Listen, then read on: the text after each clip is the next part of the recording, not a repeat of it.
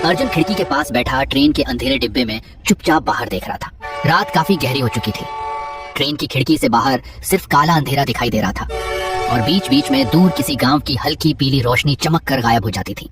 डिब्बे में बैठे ज्यादातर लोग सो चुके थे। किसी की हल्की खर्राटों की आवाज आ रही थी तो कहीं चाय वाले की आवाज कानों में गूंज रही थी। अर्जुन ने अपनी मोबाइल देखी। रात के 1:45 बज चुके थे। उसने गहरी सांस ली। कितने साल बाद दादाजी के गांव जा रहा हूँ। अरे बेटा, तुम कहाँ जा रहे हो? चाचा, मैं अपने गांव भानपुर जा रहा हूँ।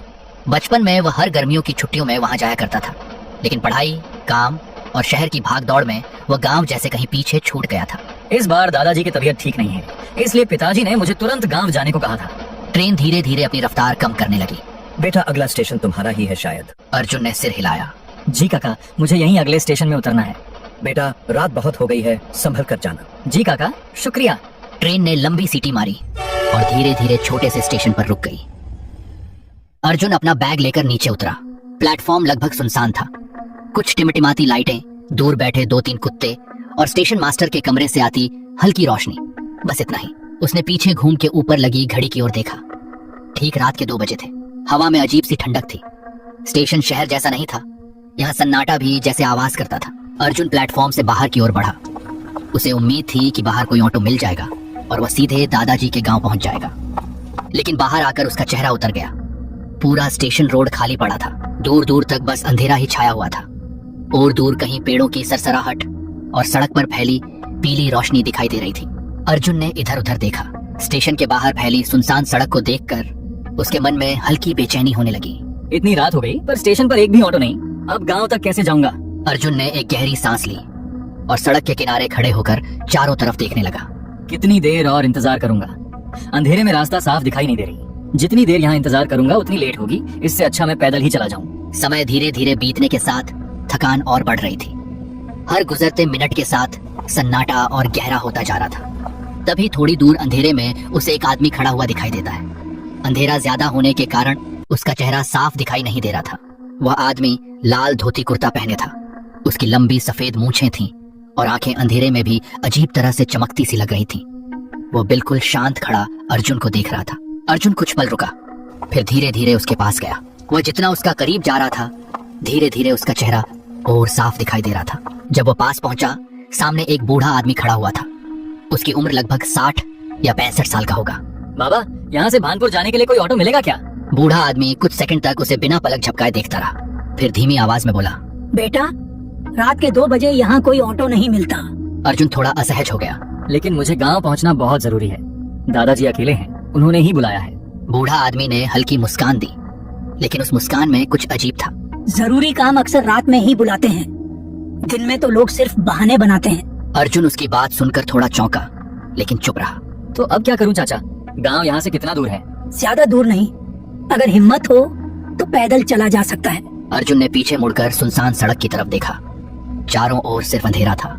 कुछ पल के लिए उसके मन में वापस स्टेशन पर रुक जाने का विचार आया, लेकिन दादाजी की घबराई हुई आवाज उसे बार बार याद आ रही थी। बेटा, जाना है तो जल्दी चलो, देर मत करो।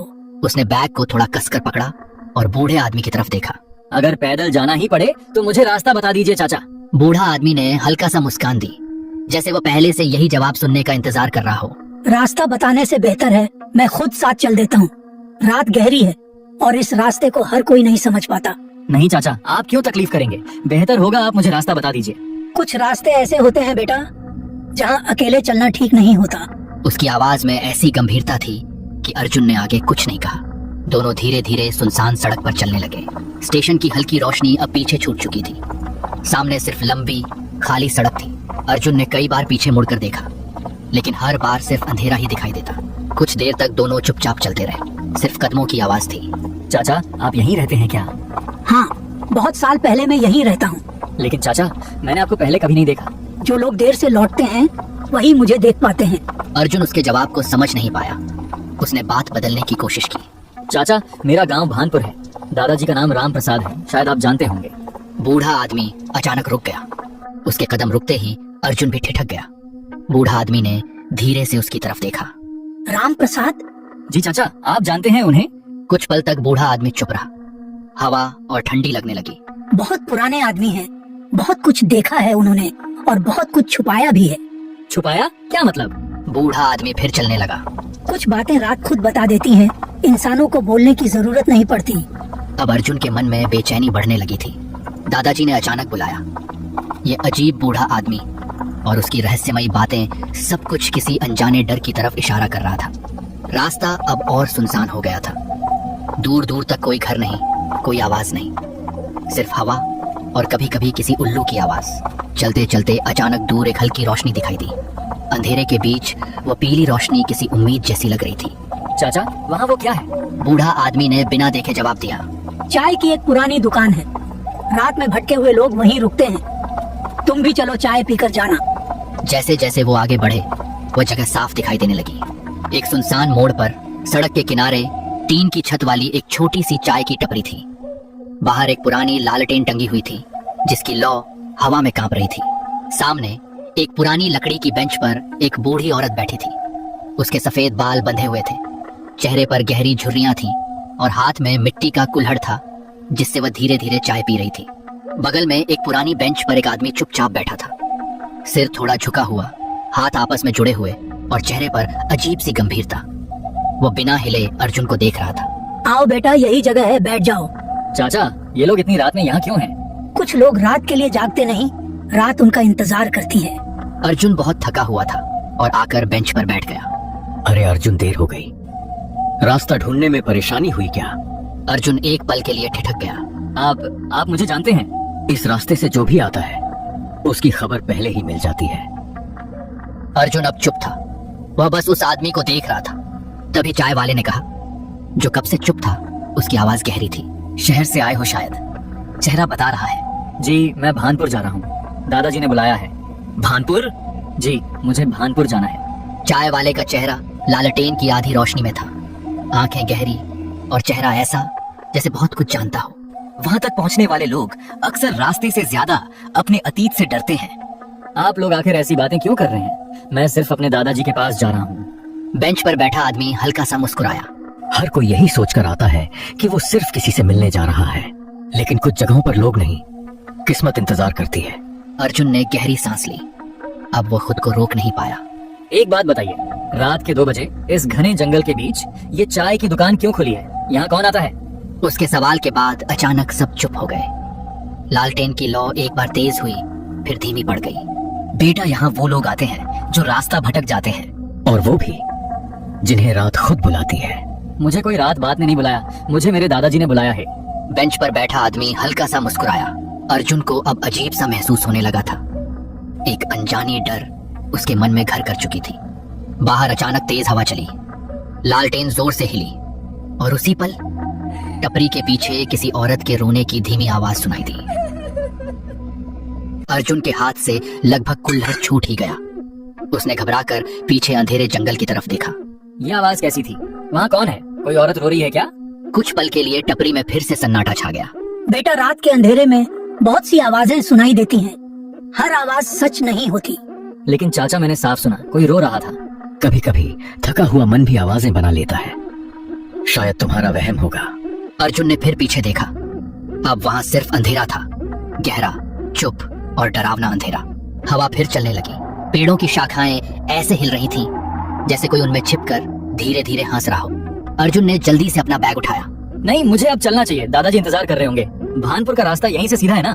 बूढ़ा आदमी ने बिना कुछ कहे हाथ से सामने की पगडंडी की तरफ इशारा किया। सीधा चलते जाओ, लेकिन पीछे मुड़कर मत देखना।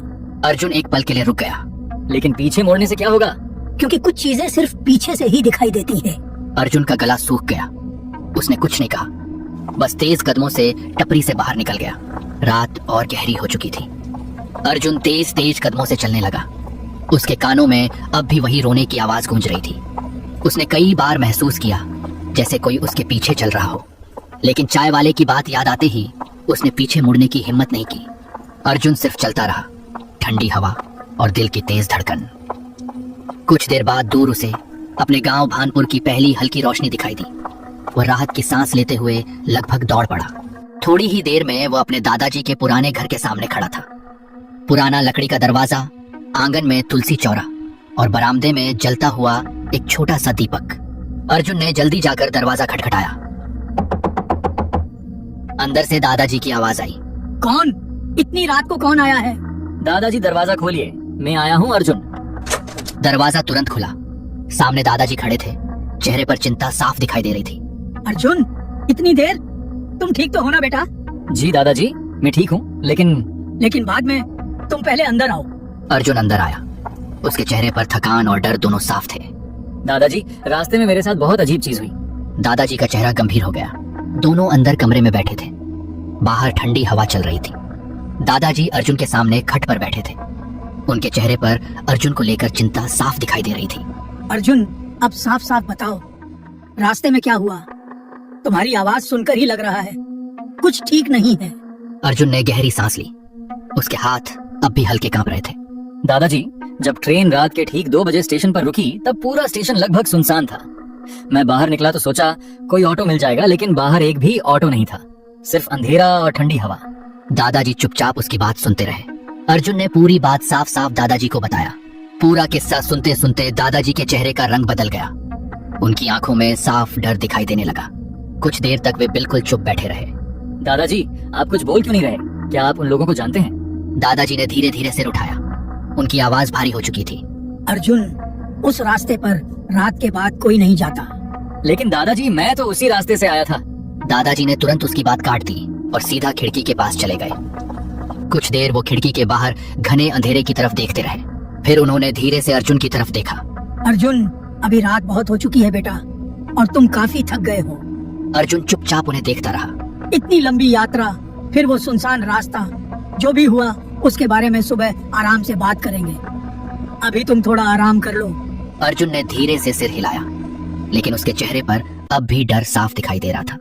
दादाजी, पता नहीं क्यों मुझे अब भी ऐसा लग रहा है जैसे कोई मेरा पीछा करते हुए यहाँ तक आया हो। अर्जुन, डर की वजह से ऐसा महसूस होता है। तुम ज्यादा मत सोचो, तुम अब जाकर सो जाओ। ठीक है दादाजी।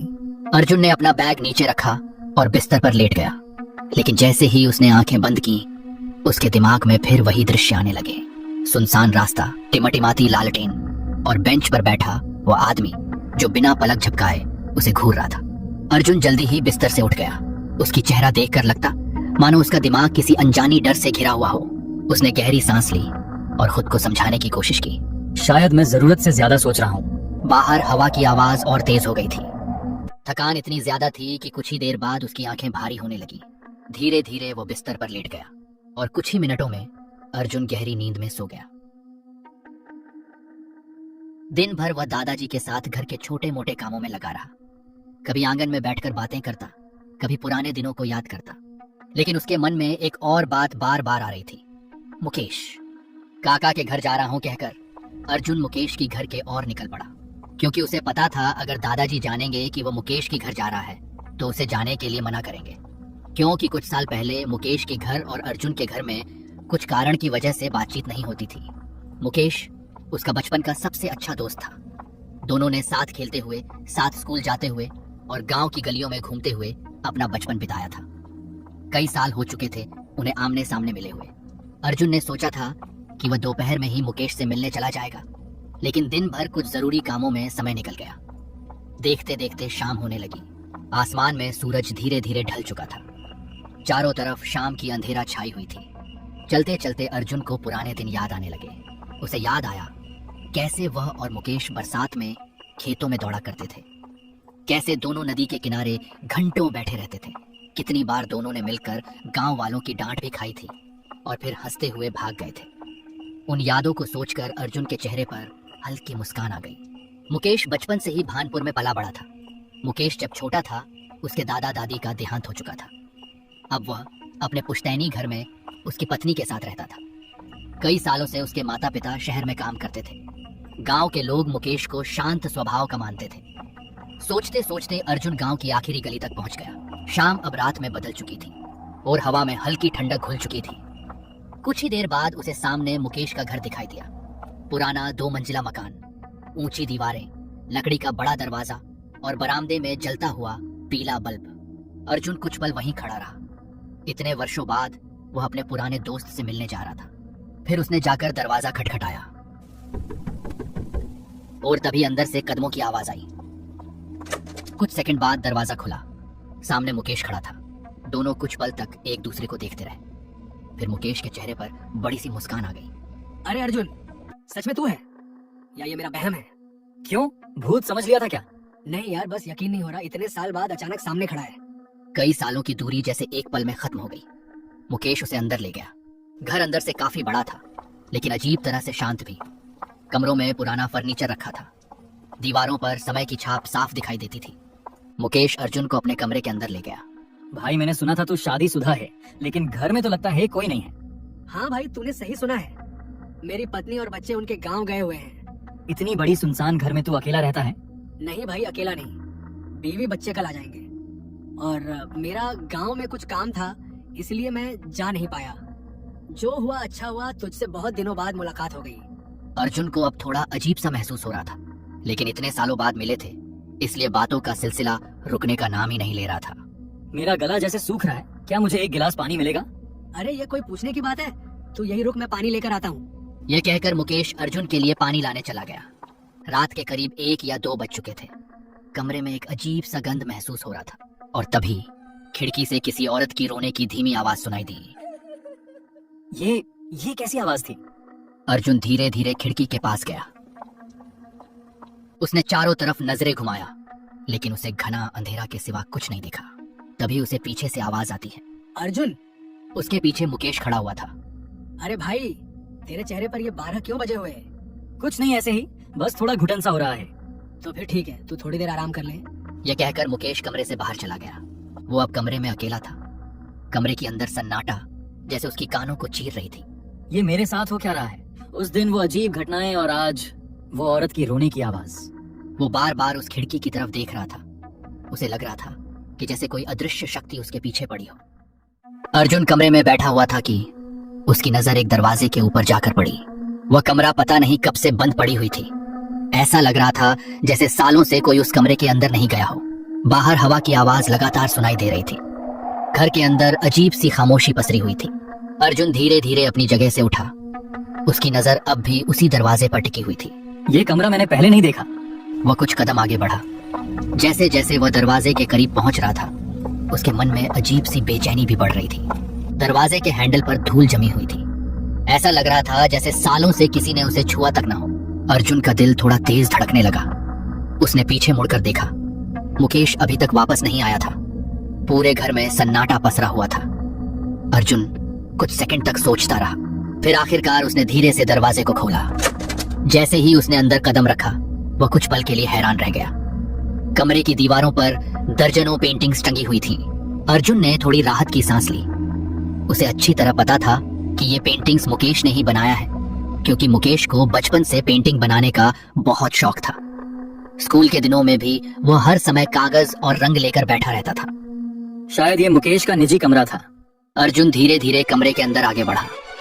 जमे हुए धूल को साफ करके अर्जुन बार बार से पेंटिंग्स को देख रहा था। तभी उसकी नजर दीवार पर टंगी हुई 3 फोटो पर पड़ती है। कमरे से अर्जुन की भयानक चीख की आवाज आती है। उसकी आंखें डर से फैल गईं।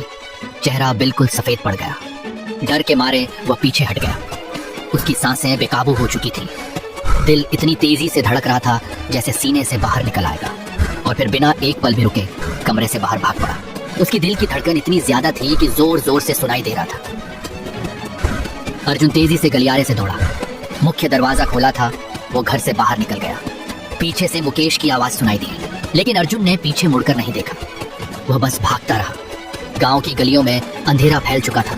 भागते समय रास्ता साफ दिखाई नहीं दे रहा था। कई बार उसका पैर पत्थरों से टकराया, कई बार वो गिरते गिरते बचा, लेकिन उसके मन में सिर्फ वही तीसरी तस्वीर घूम रही थी।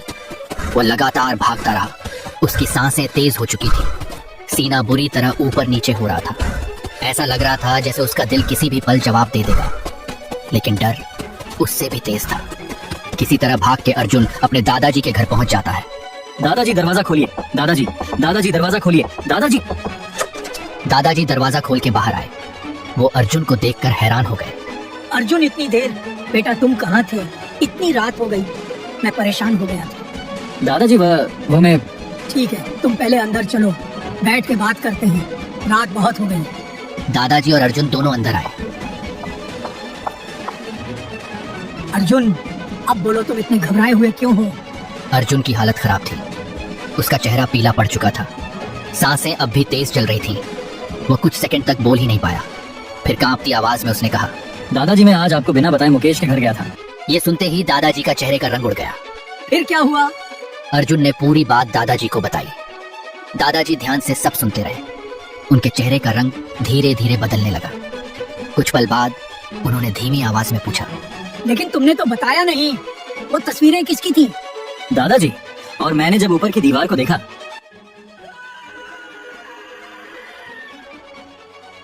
और दादाजी मैं वहां से जल्दी भाग आया। ये बात सुनते ही दादाजी के रोंगटे खड़े हो गए। लेकिन अर्जुन तुमने तो 3 तस्वीरें बोले थे, वो तीसरी तस्वीर किसकी थी? अर्जुन के होंठ कांपने लगे। उसने कुछ बोलने की कोशिश की, लेकिन उसके मुंह से आवाज ही नहीं निकली। उसकी आंखों में वही डर फिर लौट आया। वो बस खाली निगाहों से दादाजी को देखता रह गया, जैसे तीसरी तस्वीर को याद करते ही उसकी बोलने की ताकत खत्म हो गई हो। दोस्तों, यहाँ तक वीडियो देखने के लिए धन्यवाद। अगर आप आगे की कहानी जानना चाहते हो कि अर्जुन वो तीसरी तस्वीर में क्या देखा या वह तीसरी तस्वीर किसकी थी, तो चैनल को जरूर सब्सक्राइब करके रखना और वीडियो पसंद आए तो एक लाइक कर देना।